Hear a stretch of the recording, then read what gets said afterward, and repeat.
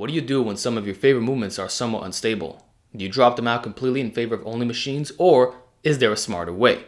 Of course, there is, and right now I'll share my top 3 solutions. The first being to generally favor moderate to high repetitions on these unstable movements. Case in point, when's the last time you saw a guy max out on a dumbbell bench press, or even do doubles and triples?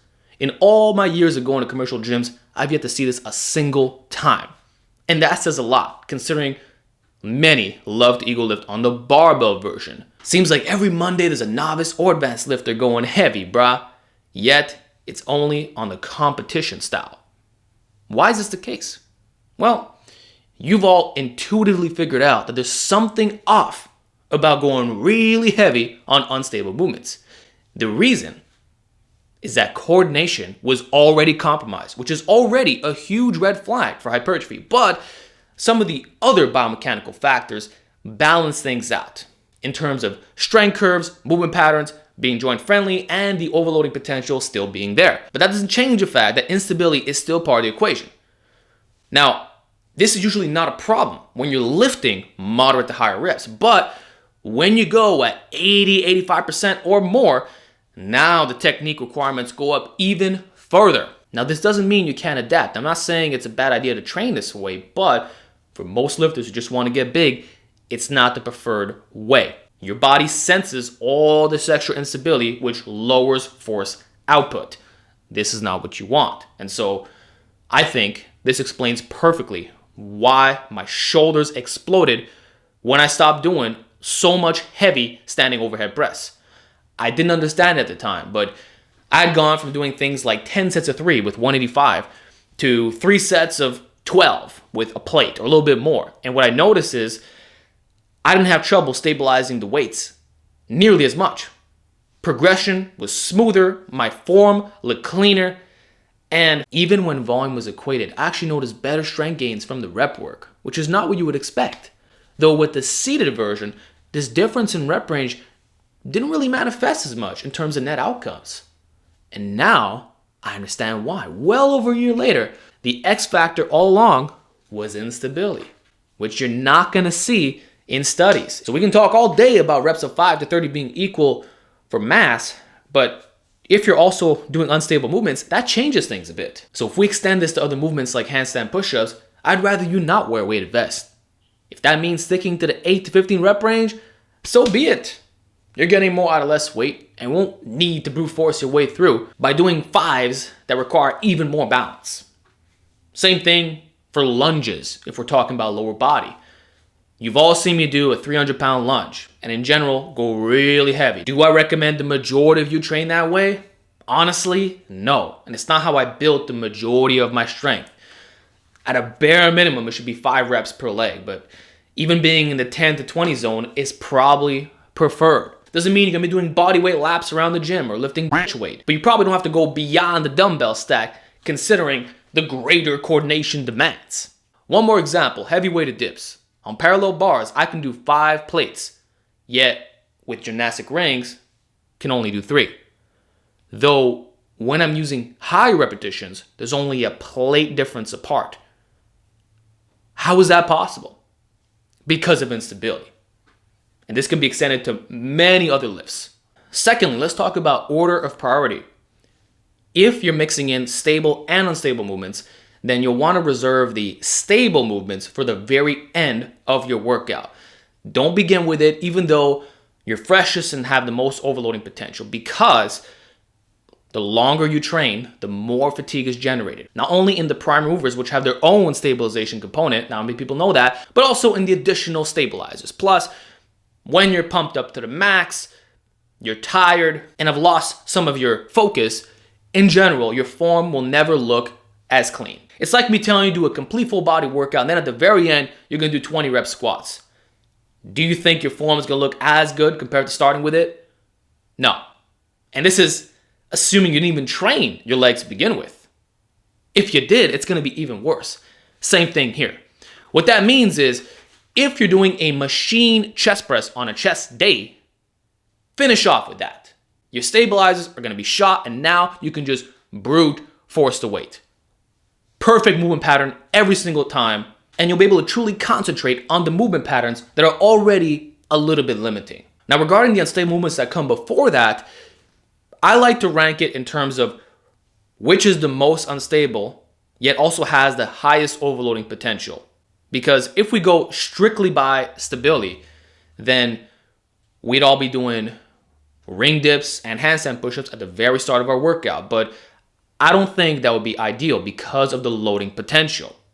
So we've, again, intuitively figured out that you want to do that towards the later part of the workout. So what I'm saying here is if two movements are similarly unstable, or one is slightly more unstable, you'll want to go with the exercise that you can move more weights with. Great example, comparing weighted dips to incline dumbbell bench. One is hitting the upper chest, the other lower, right? Yet they both have their own stability requirements. One is independent unilateral loading. The other is your whole body moving through space. Which is more unstable? It's kind of hard to tell. Depends how strong you are and how much experience you have with either movement.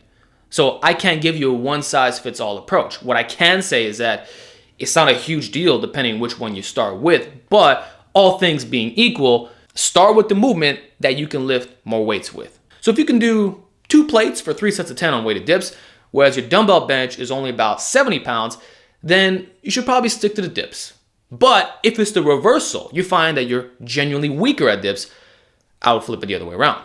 Basically, when in doubt, go for the stronger movement. The only potential exception, and this might blow your mind here, is if we're talking about barbells versus dumbbells. And this is a very big maybe because very few people train like this. But I'm going to throw it out there regardless, and I want to know what you guys think about this. You know how most people begin their workout with barbell bench press, then do dumbbell bench press right after? Why is that the case? Because of culture and powerlifting bias. Basically, the barbell bench press is the competition movement, and the dumbbell bench press is an accessory to that.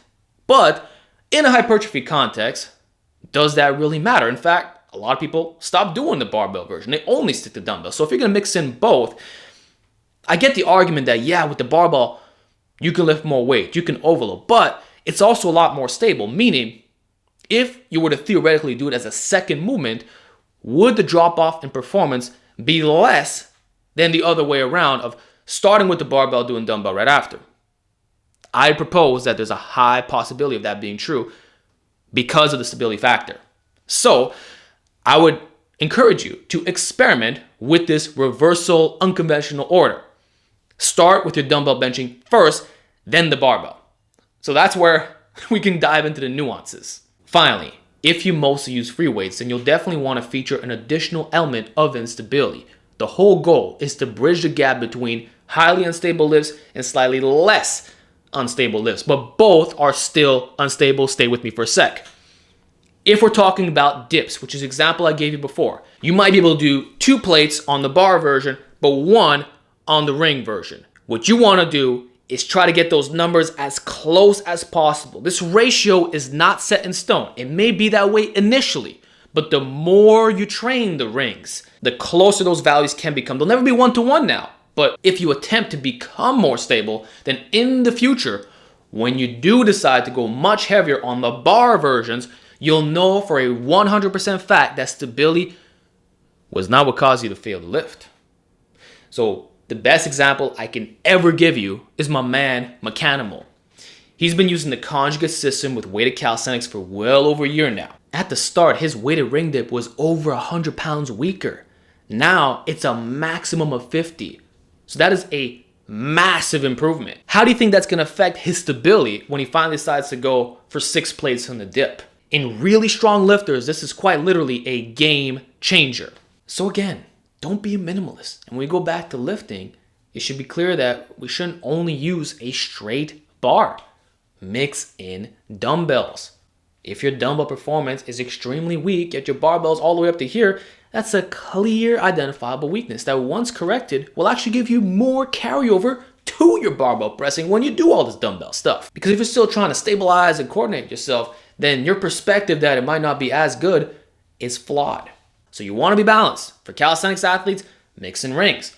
If you're a lifter, also mix in weighted calisthenics. as well as dumbbells, specialty barbells like the Swiss bar if you have access to them. That's going to train your mid-range stability. If you have access to a bamboo bar, make use of that, or just do ring push-ups if you want something similar enough. Don't just use the most stable implements of all time. Otherwise, I would just say let's all do machines.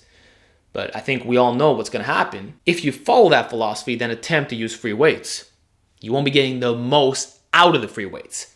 And that's all I'm trying to say. If this is your preference, then you want to address your own stability if it is problematic. By the way, if you love OHP, then make sure to train your legs hard, because if you can front squat or SSB squat at least 3 plates, then holding your body weight won't tax your upper back and core muscles as hard.